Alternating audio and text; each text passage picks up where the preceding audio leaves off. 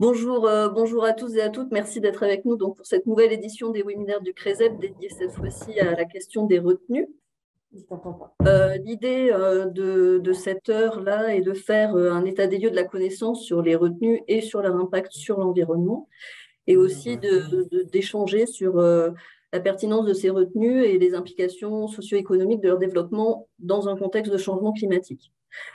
Donc, nous sommes en compagnie aujourd'hui, puis je les en remercie chaleureusement, de Nadia Carluet, donc, qui est à l'unité de recherche Riverly à l'INRAE et qui est notamment la coordinatrice de l'ESCO sur les impacts cumulés des retenues qui a été faite en 2016, et de Claire Magan aussi, qui travaille à la direction de la recherche et de l'appui scientifique à l'OFB et qui était en charge du suivi des projets ICRA en 2022.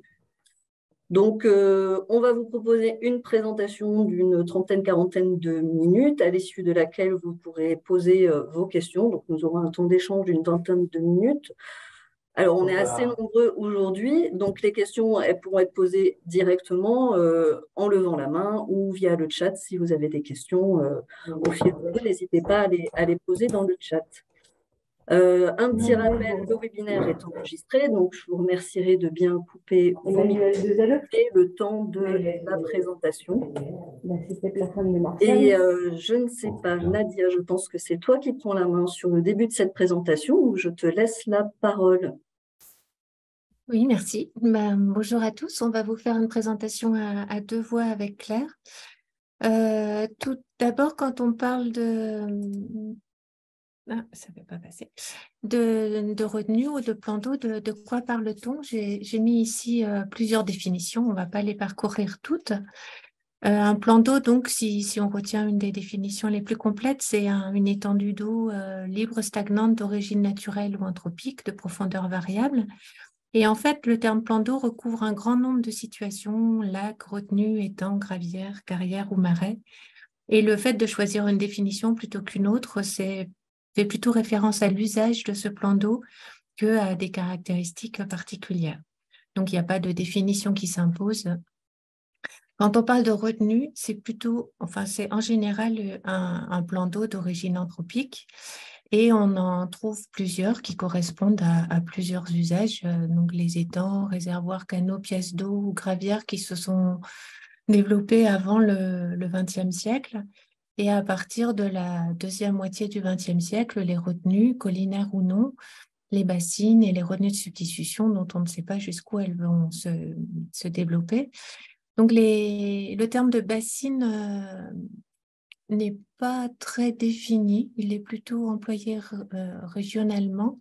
On parle beaucoup de méga-bassines, donc qui sont des grandes retenues alimentées par pompage dans la nappe et qui défrayent l'actualité. Par glissement, on a tendance, me semble-t-il, à parler de plus en plus de bassines quand on parle de retenues. Et puis, retenue de substitution, c'est pareil, c'est un terme employé de façon de plus en plus large. Normalement, une retenue de substitution, comme son nom l'indique, c'est une retenue qui va permettre de substituer des prélèvements en hautes eaux à des prélèvements en basses eaux pour éviter de prélever dans le milieu en période d'étiage. Et puis, on parle de plus en plus de retenue de substitution pour parler de retenue au sens large, ce qui n'a pas tout à fait le même sens. Alors, pour ces différentes retenues, on a une diversité d'usages. J'ai indiqué en bleu celles qui ne consomment pas d'eau: tourisme, pêche, baignade, loisirs, paysage, agrément du paysage. En vert émeraude, celles qui consomment de l'eau ou la retournent au milieu après usage, comme l'hydroélectricité, le soutien d'étiage, la neige de culture aussi, l'irrigation ne la retourne pas directement. Et puis la substitution, donc, ce n'est pas vraiment une consommation d'eau puisque c'est un déplacement de la consommation dans le temps. Donc, j'ai indiqué une couleur intermédiaire, et à cette diversité des usages correspond une diversité des regards selon qu'on est pêcheur, agriculteur, touriste, industriel, citoyen, association de protection de la nature, scientifique ou service de l'État. Combien de plans d'eau en France? Les grands plans d'eau sont assez bien connus et caractérisés. On compte environ 560 barrages pour 10 milliards de mètres cubes. Par contre, il est difficile de quantifier les petits plans d'eau qui sont de loin les plus nombreux. Il y a eu diverses tentatives pour les quantifier. Donc, selon les méthodes mises en œuvre, on tombe sur à peu près 600 000, 700 000 petits plans d'eau pour une surface qui représente au-delà de 4 000 km², entre 0,7 ou 0,8% de la surface de la métropole. Et dans le graphe de droite ici, on a la surface des plans d'eau selon leur taille en bleu. Donc, on voit que les plans d'eau de plus de 10 ou 100 hectares représentent la surface la plus importante, mais le nombre des plans d'eau de moins de 10 hectares est écrasant dans ce nombre. Il y a actuellement un inventaire en cours suite au Varenne agricole de l'eau avec une mission de l'inspection générale de l'environnement et du développement durable et du Conseil général de l'alimentation, de l'agriculture et des espaces ruraux qui fait un inventaire notamment par télédétection et images aériennes et qui devrait livrer ses premiers résultats dans le courant du premier trimestre, enfin bientôt, avec la volonté d'agréger cet inventaire avec les inventaires déjà réalisés dans les régions, les départements ou les bassins versants. Pour revenir un peu sur l'historique des travaux sur l'impact cumulé des plans d'eau, puisque ces petits plans d'eau individuellement n'ont pas forcément un impact majeur sur le milieu, c'est leur multiplication qui pose problème. Il y avait eu une étude interagence sur l'impact des petits plans d'eau pilotée par la CACG en 2001, qui avait représenté un gros travail à l'époque, mais qui n'est jamais paru. Et puis, il y a une demande du ministère en charge de l'environnement et de l'ONEMA à l'époque, maintenant OFB, de mener une expertise scientifique collective sur l'impact cumulé des retenues en 2013-2014, qui s'est achevée en 2016, parce que le contexte était celui de la multiplication des demandes des retenues suite aux études volumes prélevables après la mise en œuvre de la loi sur l'eau et les milieux aquatiques en 2006-2008, donc qui conduisait à réduire les volumes prélevables en étiage dans les bassins versants en tension et du coup induisait une demande de construction de nouvelles retenues. Et en parallèle, une réforme des études d'impact au niveau européen qui demandait d'évaluer l'impact cumulé des projets de même nature sur les territoires.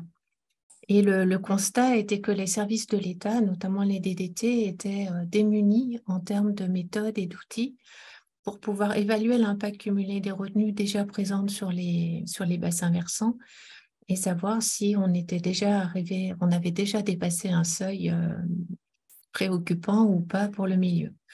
Donc, cette expertise était, comme toutes les expertises scientifiques collectives, devait faire l'état des lieux des connaissances disponibles dans la littérature scientifique et seulement dans la littérature scientifique, en étudiant notamment donc seulement l'impact des retenues sur le côté biophysique, donc impact sur l'hydrologie et l'hydrogéologie, sur l'hydromorphologie, la forme des lits des cours d'eau, enfin l'évolution des lits des cours d'eau, la qualité de l'eau et l'écologie, et tous les aspects socio-économiques n'étaient pas abordés. Suite à cet ESCO, l'OFB a proposé un guide méthodologique avec des éléments de méthode et des outils pour évaluer l'impact cumulé des plans d'eau en 2017, qui va être actualisé cette année, puisque ce guide a été mis en œuvre, testé, sa faisabilité testée, dans un projet, un interprojet en fait décliné sur 8 bassins versants en France entre 2019 et 2022, qui s'appelait ICRA, pour impact cumulé des retenues d'eau sur le milieu aquatique, et qui a permis de tester la mise en œuvre de la méthode et des outils et d'améliorer ce guide, mais Claire vous en parlera tout à l'heure. Alors, avant d'aborder les impacts des retenues sur le milieu aquatique, quelques constats préliminaires. En fait, quand on parle de retenues, on se heurte à la diversité des retenues qu'il s'agisse de leurs usages, de leur mode d'alimentation, de leur mode de restitution au cours d'eau ou du mode de gestion, notamment si elles sont utilisées, si on y prélève de l'eau ou pas. Et puis en termes aussi de caractéristiques des retenues, qu'il s'agit de leurs caractéristiques propres, surface, volume, position dans le bassin et par rapport au cours d'eau. Ce qui nous a conduit dans une première étape à proposer une typologie basée sur le mode d'alimentation des retenues, parce qu'on avait l'intuition qui ne s'est pas démentie, que les types d'impact sur le milieu allaient beaucoup dépendre du mode d'alimentation des retenues, même s'il faut aussi tenir compte bien sûr de leur mode de gestion et des modes de restitution au cours d'eau. Donc, on distingue 5 types principaux de retenues. Les retenues alimentées par pompage dans la nappe, donc ce qu'on appelle bassines couramment. Les retenues alimentées par pompage dans la rivière. Les retenues collinaires qui sont normalement strictement alimentées par ruissellement et déconnectées du réseau hydrographique. Et en fait, on s'est rendu compte, notamment dans les projets ICRA, que nombre de retenues dites collinaires étaient situées sur source, en France au moins. Les retenues en dérivation du cours d'eau, donc soit le cours d'eau est dévié à côté, soit la retenue est mise sur un bras annexe, et les retenues en barrage de cours d'eau. Et le constat pendant l'expertise était que certains types de retenues n'étaient pas du tout couverts dans la littérature. On trouvait essentiellement des retenues collinaires et des retenues en barrage de cours d'eau. Aucune bassine ou retenue alimentée par pompage dans la rivière et quasi pas de retenue en dérivation. Ce qui n'est pas sans conséquence sur les connaissances qu'on peut avoir sur ces types de retenues et la façon dont elles peuvent ou pas influencer le milieu. Si on regarde d'abord les effets d'une retenue isolée, donc une retenue, c'est alimenté par le débit amont si elle est en barrage de cours d'eau, par les ruissellements venant du bassin d'alimentation, par la pluie directe, éventuellement par exfiltration de la nappe, selon la configuration, et notamment si c'est situé sur source. Et puis, elle va perdre de l'eau par évaporation, par infiltration dans la nappe, si on n'a pas un fond étanche et qu'il n'y a pas d'alimentation par la nappe. Par prélèvement quand la retenue sert à de l'irrigation, par exemple, et puis par restitution au milieu. Et cet ensemble de processus va faire que les retenues modifient la variabilité des flux, puisqu'elles vont stocker l'eau et les restituer à des périodes qui ne sont pas celles qu'aurait eu le cours d'eau en conditions normales. Donc, ça modifie à la fois les volumes écoulés et la dynamique des volumes écoulés, des débits. Et du coup, une retenue influence l'ensemble de ce qu'on a appelé caractéristiques fonctionnelles, donc hydrologie, hydromorphologie, qualité de l'eau et écologie, parce que ça vient modifier les flux et les concentrations du cours d'eau seul, à la fois en termes d'amplitude, de dynamique et de saisonnalité. Pour l'hydrologie, une retenue, ça se traduit toujours par la perte d'eau pour le cours d'eau aval, parce qu'il y a évaporation, infiltration, éventuellement prélèvement. Ça constitue aussi un piège à sédiments, et notamment les matières en suspension les plus grossières vont se déposer dans la retenue, et c'est les matières fines qui vont en sortir. Et la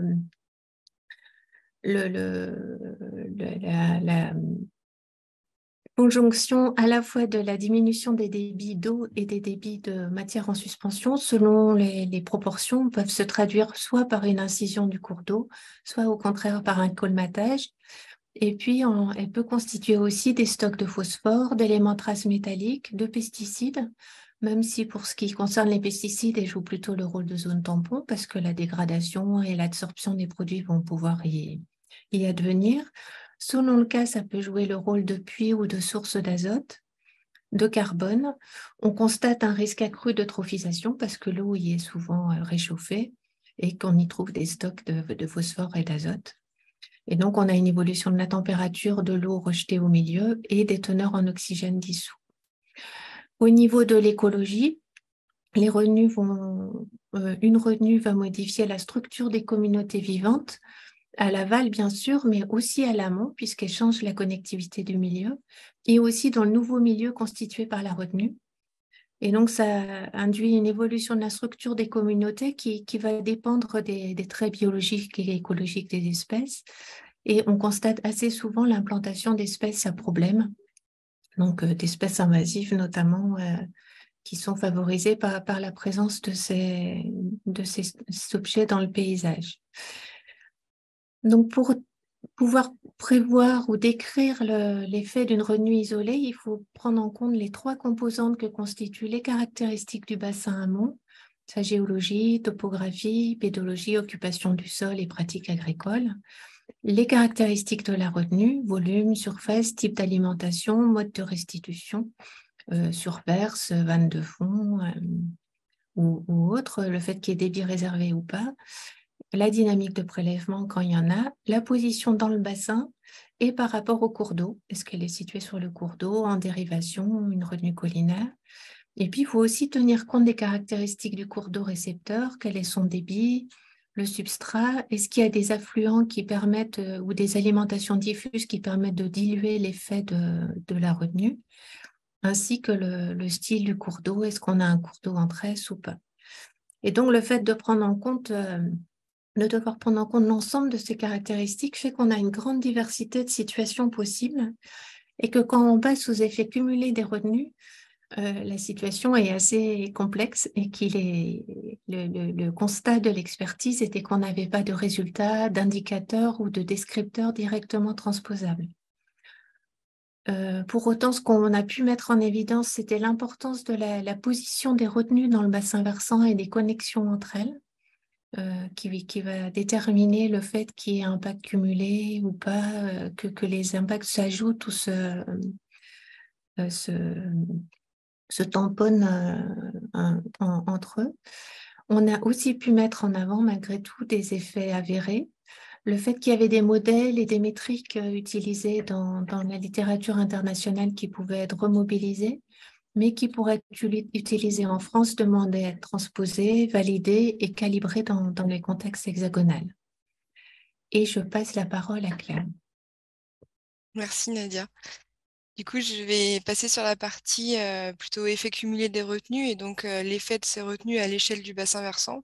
Parce que j'ai eu donc la chance de coordonner les projets impact cumulés sur les 8 bassins dont on a parlé avant et donc qui ont testé certaines méthodes qui étaient issues de l'expertise scientifique collective.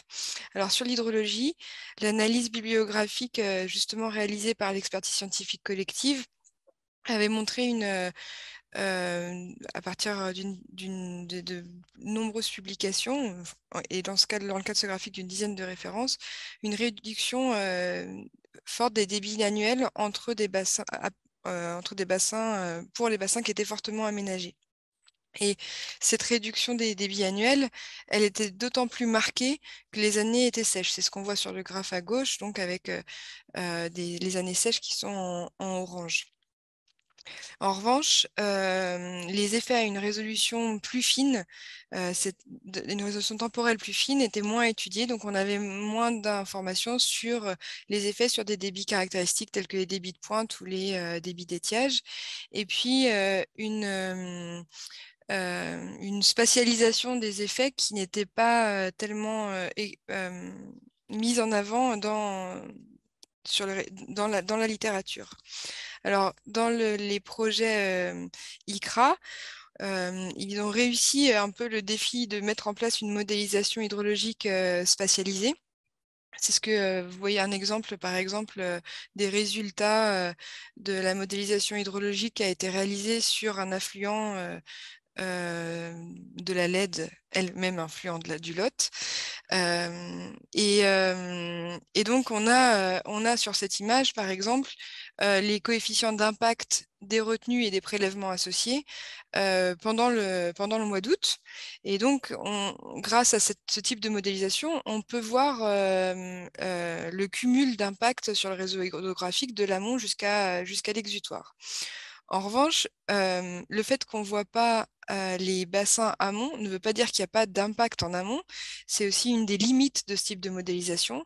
C'est qu'en fait, les cours d'eau sont représentés en pointillés. On est sur des débits des cours d'eau qui même s'assèchent. Et du coup, la modélisation de ce type de modélisation ne permet pas de représenter ces assecs et ces têtes de bassin versant.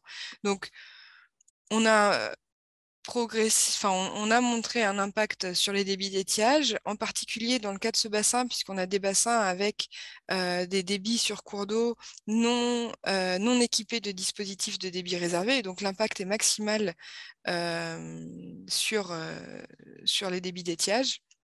Mais voilà, on n'a pas encore, on n'avait pas toutes les informations encore qui permettent d'évaluer l'impact sur les têtes de bassin et notamment sur la persistance ou l'importance de la fréquence des assecs en tête de bassin versant. Ce que l'on constate aussi bien dans la littérature scientifique qu'avec les projets ICRA, c'est que finalement, à l'exutoire d'un bassin versant d'une certaine taille, et c'est bien ça qu'on cherche à avoir quand on évalue l'effet cumulé, on a des difficultés quand même à relier la densité de retenue aux effets observés sur l'hydrologie globale, et que vraiment il faut travailler sur des échelles emboîtées et considérer les bons indicateurs adaptés aux échelles. Donc ça, c'était sur l'hydrologie. Pour l'hydromorphologie, l'expertise scientifique collective avait mis en évidence quand même un déficit important de connaissances sur l'effet cumulé. Et comme l'a dit Nadia au début de la présentation, finalement, c'était principalement des barrages sur des grands retenues et des surcours d'eau qui étaient évalués pour lesquels était étudié l'effet sur l'hydromorphologie du cours d'eau. Mais on avait quand même tout de même quelques publications qui donnaient des effets, en effet, notamment via la modification des transports liquides et solides. Finalement, on avait une modification des flux sédimentaires. Voilà. Et puis, et en particulier sur la modification de ce transport liquide, la position de la retenue dans le bassin versant, entre l'amont et l'aval, était extrêmement importante à prendre en compte. Un deuxième effet, c'était des impacts sur la morphologie des cours d'eau, et notamment une diminution de la bande active et de la migration des chenaux du cours d'eau. Et ça, c'est en lien notamment avec le contexte, l'aléa érosif du bassin versant. Plus il est excédentaire, plus on va avoir de la matière en suspension fine aussi qui va venir potentiellement colmater le cours d'eau, et au contraire déficitaire, on va avoir tendance à inciser le cours d'eau. Et ça, ces deux effets combinés, en fait, à la fois de piégeage des sédiments et d'érosion. On l'a vu illustré sur le bassin du Vicoin, donc un bassin en Mayenne, donc qui a fait partie de l'expérience pour évaluer l'impact cumulé. Et donc, eux, ils ont testé sur 6 bassins versants de petite taille, entre 1 et 3 km². Ils ont essayé d'évaluer l'impact des retenues sur le colmatage des lits des cours d'eau. Et c'est ce que vous voyez à droite de la slide. Ils ont pris 6 petits bassins, donc un bassin de référence sur lequel on avait, c'est le bassin R en bas, sur lequel on n'avait pas de retenue et une occupation du sol plutôt de type forestière. Un bassin témoin où on avait une occupation du sol prairies et milieux agricoles, mais sans retenue, et puis 4 bassins avec une densité de retenue plus ou moins forte, avec notamment le bassin D qui avait la densité de retenue la plus importante, et notamment une surface cumulée sur cours d'eau la plus importante, et une occupation du sol agricole. Et en fait, on voit sur les résultats obtenus sur le Vicoin que dans les bassins tests, la proportion de cours d'eau totalement colmatés, c'est la partie en marron, bien plus importante sur ces bassins où on a à la fois des retenues et une occupation du champ agricole que sur le bassin de référence ou sur le bassin témoin. sur le compartiment physico-chimie, l'expertise scientifique collective, pareil, avait noté que la littérature était relativement pauvre aussi, mais il ressortait toutefois l'importance de la spatialisation et de l'activité des retenues entre elles et par rapport au cours d'eau, et ça a été confirmé aussi par les 8 projets. Alors pour les variables d'état, type la température, la concentration en oxygène dissous, on a introduit une notion pour évaluer l'impact cumulé, qui est la distance d'influence. Donc la distance d'influence, en fait, c'est le linéaire de cours d'eau à l'aval d'une retenue qui est nécessaire pour que le paramètre considéré revienne à sa valeur qu'il aurait en absence de retenue. Et ça, cette distance d'influence, elle permet de voir en effet si on a un cumul d'impact de l'amont vers l'aval. Donc par exemple, sur la figure à droite, vous avez l'évolution de la température de l'eau mesurée en 2020 sur la Haute-Drône, un des bassins ICRA, en bleu à l'amont d'un chapelet de retenue, donc de plusieurs retenues en série sur un cours d'eau, en gris au milieu de ce chapelet, et puis en rouge à l'aval de ce chapelet. Et ce qu'on voit, c'est qu'on a des différences notables avec un réchauffement de la température de l'eau entre l'amont et l'aval, et ce réchauffement, il est plus marqué entre l'amont et le milieu du chapelet. Donc on n'a pas un effet... on n'a pas tout le temps le même effet d'une retenue à une autre. Et par exemple, pour la température ici, la retenue la plus impactante, vraisemblablement, est celle qui, dès l'amont, en fait, on a un effet maximal sur la température de l'eau. Par rapport à d'autres types de paramètres physico-chimiques et qui sont plutôt des variables quantitatives, donc que l'on pourrait potentiellement, on aurait envie de les additionner, notamment les flux de carbone, d'azote ou de phosphore. En fait, l'expertise scientifique collective avait montré que pour ces flux, on n'a pas on n'a pas un effet qui est additif de l'amont vers l'aval du bassin versant. À gauche, c'est un extrait d'une publication qui montre l'efficacité décroissante de la dénitrification en fonction du pourcentage de retenue présente sur le bassin versant. Et à droite, là, on part à gauche, c'est l'amont du bassin versant vers le plus aval, et c'est la quantité de phosphore organique disponible dans les sédiments de cours d'eau. Et là, typiquement, on voit pareil qu'on n'a pas un effet additif, et on aurait plutôt un effet maximal en fait à l'aval du cours d'eau. Ça, c'était sur le Lot, et pareil avec des retenues présentes tout le long du cours.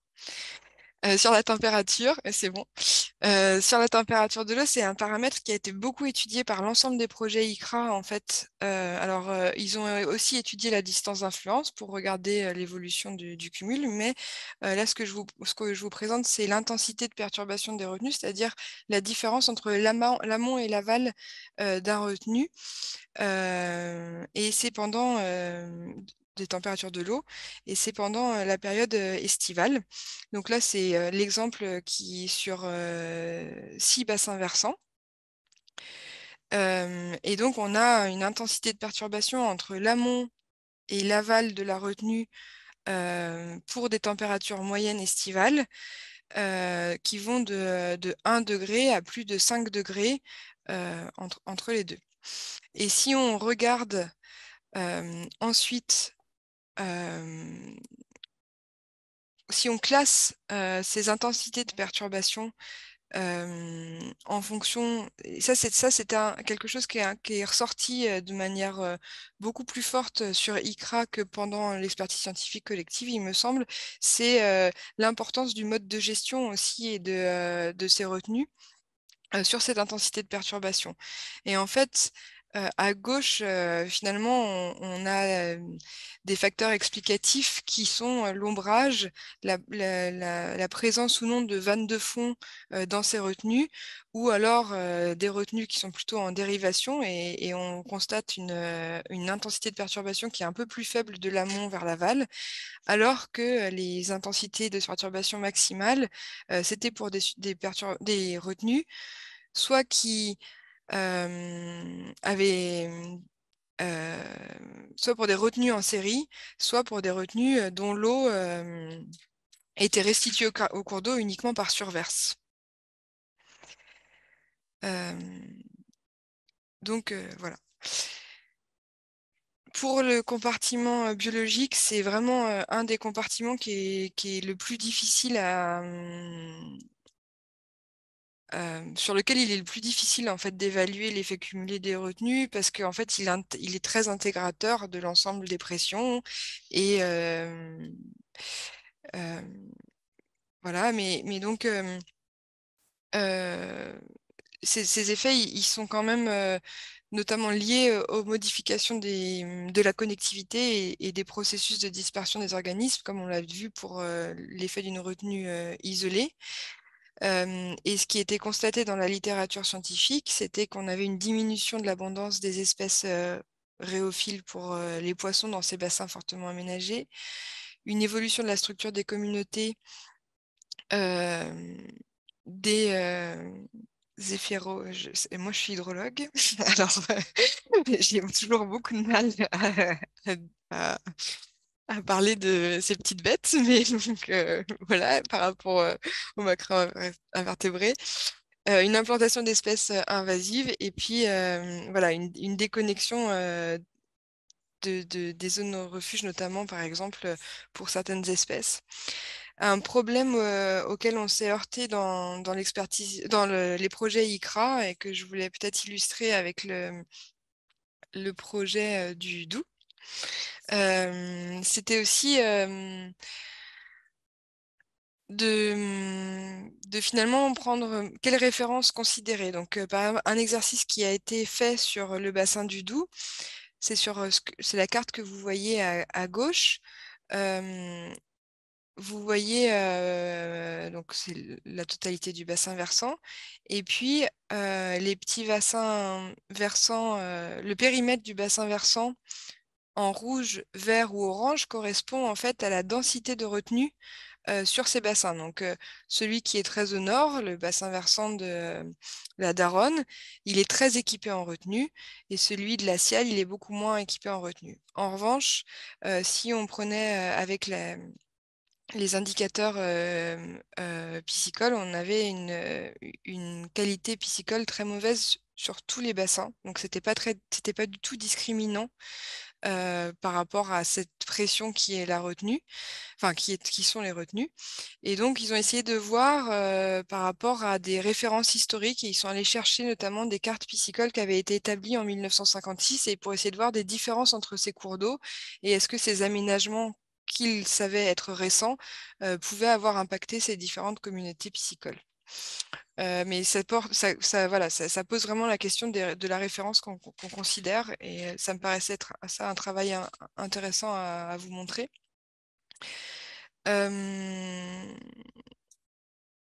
Et puis, quelque chose qui est aussi difficile à évaluer, mais on sait que ça a un des impacts, souvent on regarde l'impact des débits pendant la période estivale, puisque c'est là où ils sont le plus en stress, ou c'est là où les communautés sont le plus en difficulté. Mais il y a vraiment un intérêt à considérer l'ensemble du cycle hydrologique, d'autant plus si on a une multiplication des retenues de substitution, parce que les connaissances actuelles permettent clairement d'affirmer que les débits de hautes eaux et de très hautes eaux sont indispensables pour le bon fonctionnement de ces cours d'eau. Ça permet, donc c'est une rosace que j'ai empruntée à une collègue qui a déjà fait des webinaires chez vous, Hélène Anctil, mais que nous avons emprunté. Et en fait, l'ensemble des débits ont sont à l'origine de processus écologiques extrêmement importants, notamment par exemple les débits hivernaux morphogènes qui vont structurer des habitats variés et dynamiques en remobilisant justement le transport solide, ou alors pour nettoyer les fonds et en décolmatant les substrats. Et ça va permettre aussi d'avoir, notamment en décolmatant les substrats, d'avoir des échanges entre la nappe et la surface, et notamment de refroidir le cours d'eau en ayant la possibilité à la nappe de s'exfiltrer. Et puis, bon, de connecter le cours d'eau principal aux annexes hydrauliques pour la reproduction, la refuge, de déclencher des comportements migratoires, etc. Mais ça, en fait, qualitativement, on sait que ces processus existent et ont un rôle important. Par contre, quantitativement, on a beaucoup plus de mal à le... voilà, non, à le quantifier. Et c'est pour ça qu'on a une étude en cours qui sera prolongée et qui cherche justement à quantifier les effets de ces modifications de régime. Pour conclure, donc on a la présence des retenues qui va influencer l'ensemble de ce qu'on a vu, hein, des caractéristiques fonctionnelles du milieu aquatique. La difficulté, c'est d'évaluer la significativité de ces effets en fonction du territoire. Si on est sur un territoire où qui est très enfin, on va pas avoir les mêmes exigences, sans doute, sur un territoire qui est très préservé. C'est ce qu'on a vu dans ICRA, où on avait du coup des exigences de seuil beaucoup plus élevées que dans des territoires qui étaient déjà dégradés. Je l'ai dit, oui, c'est l'intérêt aussi d'une démarche s'appuyant sur des échelles emboîtées, notamment pour pouvoir évaluer aussi l'effet sur les têtes de bassin versant. Ça, c'est vraiment un point important. Le recensement des retenues, elles sont mal connues. On a l'impression que c'est quelque chose qui est évident, et en fait, non, elles sont vraiment mal connues. Et on l'a vu encore sur l'ensemble des projets ICRA. Le nombre n'était pas bien connu, et l'ensemble des dispositifs pour les modes de restitution étaient aussi très mal connus, et leurs usages aussi. Et enfin, on a besoin, c'est vrai, de connaissances complémentaires sur les processus biogéochimiques et écologiques, sur les types de retenues peu présents dans la littérature, et ça, c'est notamment les retenues collinaires, sur l'impact des prélèvements hivernaux, je viens de le dire, et puis sur l'évaporation, qui est un processus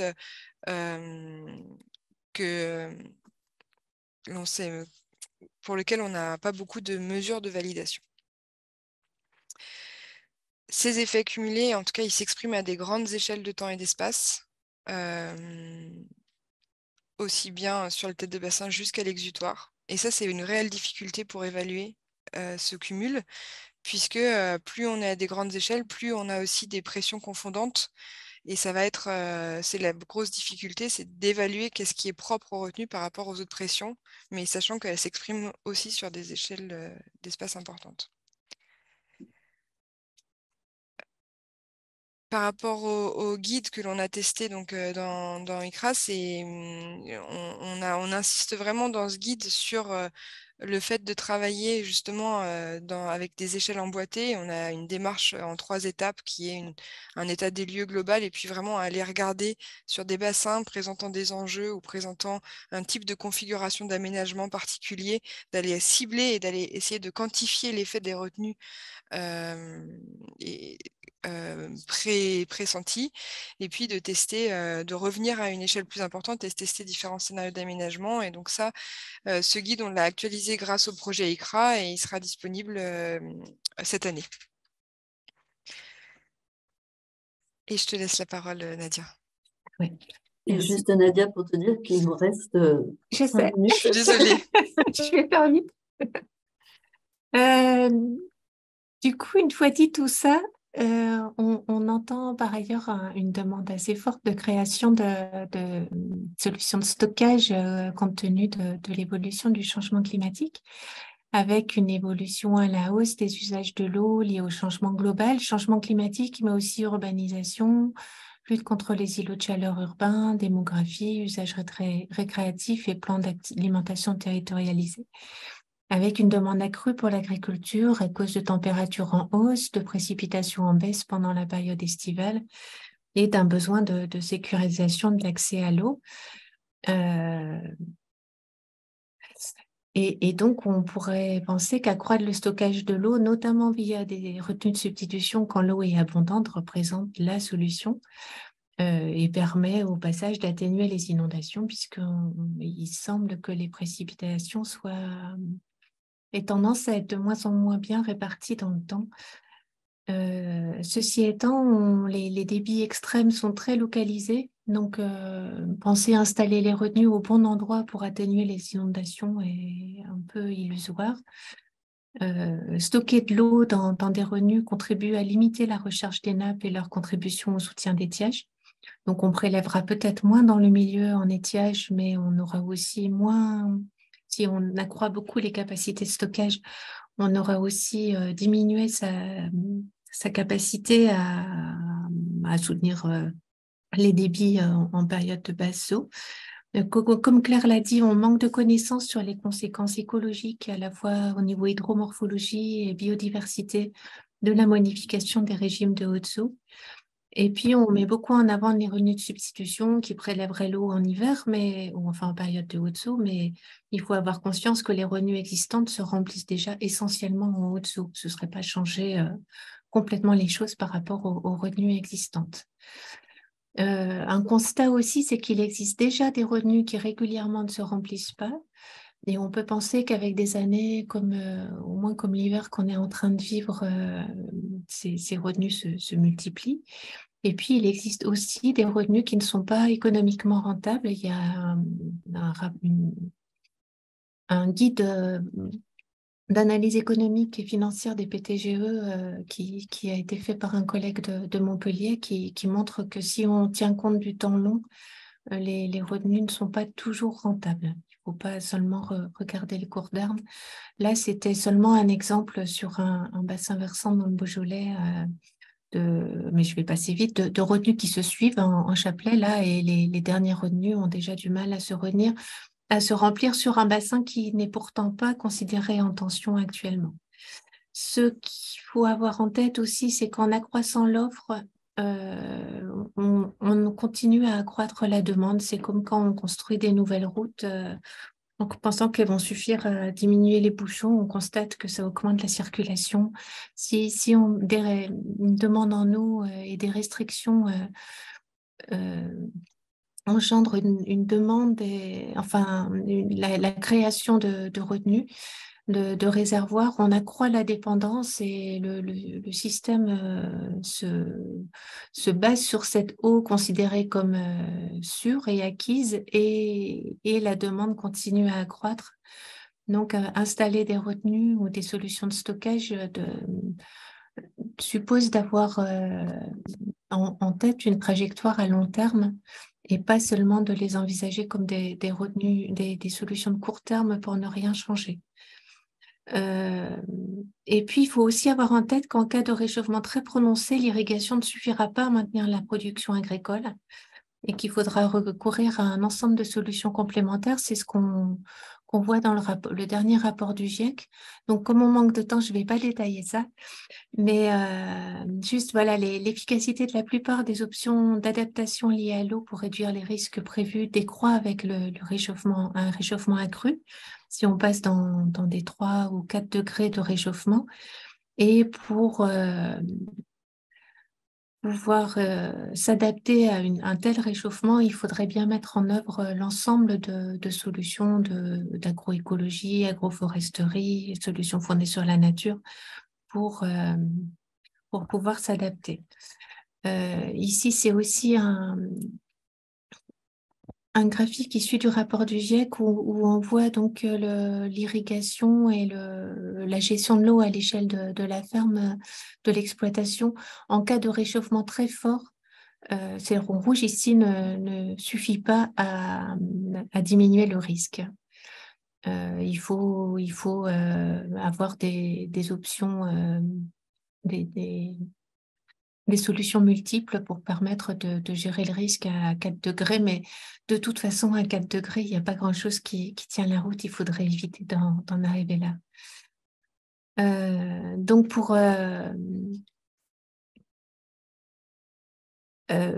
réfléchir à l'installation de solutions de stockage, il faut réfléchir à l'échelle des territoires, pas seulement d'un petit bassin versant, et considérer l'ensemble des enjeux et des trajectoires souhaitées collectivement par l'ensemble des acteurs pour le territoire, et dans la mesure du possible, privilégier les solutions sans regret qui présentent des co-bénéfices multiples en permettant d'atténuer le changement climatique, de préserver la biodiversité et de diminuer la pollution des sols ou des eaux. Ici, c'est quelques solutions pour limiter les impacts des retenues déjà en place ou à concevoir. Je te repasse la parole, Claire. Où on y va, je sais pas, est-ce qu'on... Comme on est un peu en retard. Comme on est un peu en retard, est-ce qu'on s'arrête là et... Oui, on peut effectivement passer ça très, très rapidement. C'est sur les gestions classiques de retenue. Je vais poser deux, trois petites questions de compréhension qui ont été posées du coup dans le chat. Merci beaucoup pour cet exposé déjà, Nadia et Claire. Et après, je donnerai la parole notamment aux personnes qui le souhaitent. Donc, il y a une question pour toi essentiellement, Claire, sur la manière dont était mesuré l'effet des débits, des retenues sur les débits annuels. Tu as présenté un graphique tout à l'heure qui disait qu'il y avait un impact sur les débits annuels. Donc, c'était juste une question de savoir comment ça avait été mesuré et dans quelle mesure aussi il était préconisé de développer un modèle particulier pour évaluer les impacts hydrologiques cumulés. Voilà, c'est deux questions que je te pose. Eh ben, sur la première, c'était le graphe, c'est un graphe qui a été fait par Florence Abetz dans le cadre de l'expertise scientifique collective, qui a repris les chiffres issus de différentes études menées sur différents bassins, des comparaisons de bassins dans différents cas en fait, et qui avait regardé selon les années quel était l'impact entre les débits, quoi. Mais c'est issu de publications et vous pouvez avoir les références pour le coup dans l'expertise scientifique collective.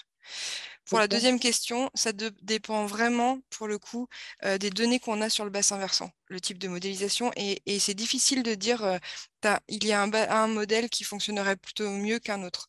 En fait, selon l'échelle qu'on considère et selon les données qu'on a, on ne va pas utiliser le même type de modèle. Là, le modèle Cogère qui a été utilisé par le CRECEB, il est tentant parce que voilà, on représente l'évolution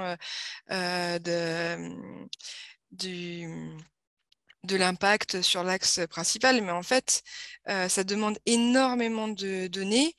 Nous, ce qui nous a manqué après, c'était aussi l'analyse des résultats, parce que finalement, il manquait des données pour comment correctement interpréter les résultats.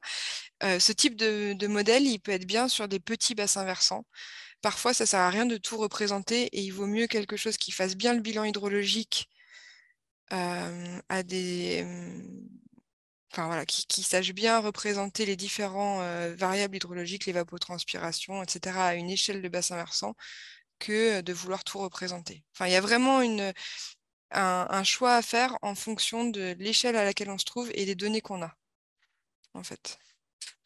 Ouais. D'accord, merci beaucoup. Il y avait une autre question, une dernière, Pauline, excuse-moi, sur les études potentiellement prévues sur l'impact des retenues par pompage. C'est vrai qu'il y a, comme vous le disiez, il y avait beaucoup de littérature sur tout ce qui touche aux impacts collinaires ou autres, mais pas forcément les impacts par pompage sur nappe. Est-ce que c'est prévu que l'OFB potentiellement fasse des études sur ce type de retenue? Là, on a donc cette étude en cours avec l'INRAE où on regarde pas encore les retenues pour l'instant. On regarde juste le volume, l'effet de volume prélevé de substituer des volumes prélevés en étiage vers l'hiver. L'idée, c'est d'envisager une suite et effectivement de regarder ça. Pour l'instant, on n'a rien c'est pas encore prévu. D'accord. C'est pas encore contractualisé, mais on y pense. Et je pensais à quelque chose d'autre quand tu m'as posé la question, mais peut-être que Nadia, tu as d'autres Non, je pense pas qu'à exemples tout de INRAE, on suite. le fasse. Pour ce qui est du pompage dans la nappe, il me semble que c'est plutôt du ressort du BRGM, Ouais. qui est mieux équipé en termes de modèles, notamment pour aborder ces questions. On avait proposé un projet ANR avec Florence Abetz pour étudier l'évaporation depuis les retenues et notamment ces bassines, qui n'a pas été retenue. Après, il y a les bassines alimentées par pompage dans la nappe et je ne pense pas qu'elles se développent beaucoup en Bretagne parce qu'il n'y a pas de nappe dans laquelle pomper pour remplir des bassines. Ça sera plutôt des prélèvements d'eau de surface. Je pense que ce type de retenue se développera dans certaines zones où les aquifères sont bien développés, mais pas dans d'autres où justement on trouvait déjà des retenues de façon un peu historique parce que le milieu souterrain n'était pas n'avait pas d'aquifère assez développé pour soutenir pour permettre d'irriguer en été en y pompant. Et j'ai retrouvé ce que je voulais juste dire, c'est en fait c'est le ministère qui a commandé une étude au BRGM de 3 ans sur les prélèvements en nappe qui doit commencer en 2024, je pense, ou alors en septembre 2023. Donc l'équivalent de nous, notre étude qui était prélèvement, enfin en gros volume remobilisable en hiver, quoi, mais cette fois-ci pour les nappes. Très bien, merci. Pauline. Merci Pauline Pénobert de Eaux et Rivières de Bretagne. J'avais pu assister à votre réunion de restitution. Il me semblait, ce qui était ressorti aussi de la deuxième phase de cette étude, c'était que ce qu'on appelait à tort des retenus collinaires sont dans la très grande majorité des cas en réalité des retenues sur source, des retenues alimentées par des forages, soit souterrains, soit d'eau de rivière, soit des retenues qui sont aussi dans la nappe alluviale. Et en fait, derrière le fait de dire qu'on va avoir une retenue qui, soi-disant, aurait peu d'impact, mais on voit qu'elles ont quand même aussi des impacts malgré toutes ces retenues de substitution ou collinaires, en fait, on a des retenues qui ont des impacts directs sur les milieux aquatiques. Et donc, aujourd'hui, on nous parle beaucoup de faire des retenues collinaires qui auraient peu d'impact, mais en réalité, ce qu'on fait, c'est pas des retenues collinaires. Et comment on fait en sorte pour moi, déjà, est-ce que vous pouvez juste me redire si c'est bien ce que vous avez ressorti cette étude-là, et comment on fait en sorte de justement rappeler que les retenues collinaires, il n'y en a pas, très peu, face à la réalité de ce qu'on nous vend comme étant des retenues collinaires. Il y en a quand même une Je proportion sais que pas chez nous, par exemple, en négligeable. Bretagne, c'est très peu. Hein. C'est très clairement quasiment que des retenues. Elles sont souvent mises dans des talwegs où Donc, c'est on des a retenues tendance sur à avoir source. des zones humides. Après, pour les vraies retenues collinaires existantes, elles sont censées maintenant être déconnectées en étiage, donc ne plus capter l'eau, s'il pleut en été, ne plus capter cette eau qui pourrait ruisseler jusqu'à la rivière et qui, jusque-là, pour peu que l'eau de la retenue ait déjà été utilisée, se remplissait éventuellement plusieurs fois dans l'été. Dans l'Exco, on avait vu des retenues dont on estimait qu'elles captaient en fait 4 fois leur volume pendant l'année parce que l'eau était utilisée dès que la retenue était remplie. C'est assez cher de faire ça, donc les retenues existantes ne sont pas forcément toutes déconnectées. Et il y a un travail à faire pour être pragmatique, hein, comme on ne va pas toutes les effacer, pour choisir celles sur lesquelles il faut intervenir en priorité.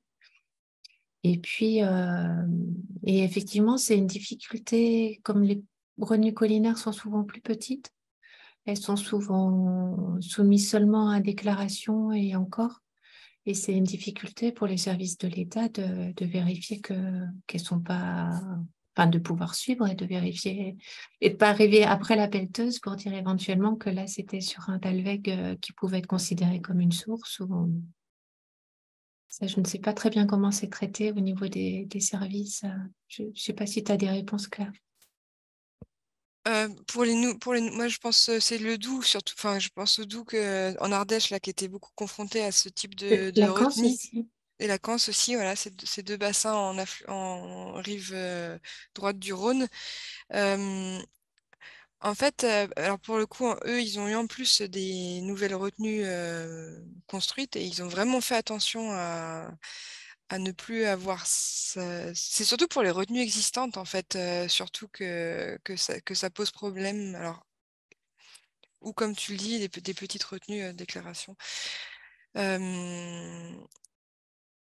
Mais et aussi, en fait, ce qui posait problème, c'était en effet enfin, la disparition du cours d'eau à l'aval de ces retenues, en fait, qui disparaît totalement en fait à l'aval de ces retenues et qui n'est plus dans les cartes officielles ni rien. Mais ouais, c'était plus par rapport aux retenues existantes auxquelles je pensais. Ouais.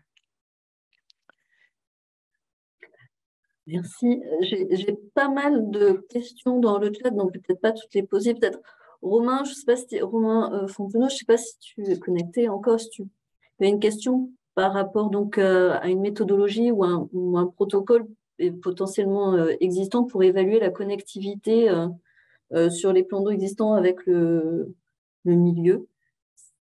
Je sais pas si tu veux préciser ça, Romain. Oui, bonjour. C'est une question. Oui. Pardon, allez-y. Vilaine, pardon. Oui, on se posait des questions. Justement, on a fait un inventaire des plans d'eau sur le Semnon. Là. On a fait la prospection de terrain sur une trentaine et on essayait d'évaluer la connectivité de ces plans d'eau avec la nappe notamment.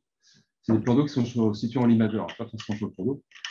Et évaluer la connectivité avec la nappe, même avec des anciennes photos aériennes, choses comme ça, c'est compliqué. Mais on se demandait si sur le terrain, on pouvait mettre en place un protocole simple pour voir s'il y a des échanges déjà entre les deux, entre le plan d'eau et la nappe. C'est une question que je me pose aussi puisque l'OFB nous finance une étude pour évaluer l'impact du mode de gestion, d'alimentation, de restitution sur le régime hydrologique et la thermie des cours d'eau. Et on travaille sur des petites retenues qui sont manifestement alimentées aussi par zone humide et donc aussi sans doute par la nappe dessous. Et je ne sais pas comment quantifier ces échanges. Il y a des profils de capteurs thermiques notamment qui ont été utilisés à Paris 6, enfin c'est Paris-Sorbonne maintenant, pour suivre si les flux sont ascendants, descendants dans les cours d'eau. Mais ça marche pas mal. Mais pour aller mettre ça en place dans des retenues et aller récupérer les données de temps en temps, il faut faire appel à des plongeurs dans des eaux qui sont pas toujours très ragoûtantes. Et donc, je ne sais pas comment on va faire. Je ne sais pas si je réponds à votre question. Et sinon, on peut regarder si le niveau monte quand il pleut pas et qu'il n'y a rien d'autre qui alimente la retenue. Je pense que c'est le plus simple si elle n'est pas aussi alimentée par un cours d'eau amont. Ouais, sur le Doubs, c'est ce qu'ils ont fait. Ils avaient fait une campagne après une période sans pluie et ils étaient allés voir l'évolution du niveau, l'évolution du niveau des retenues qui suspectaient être alimentées par source.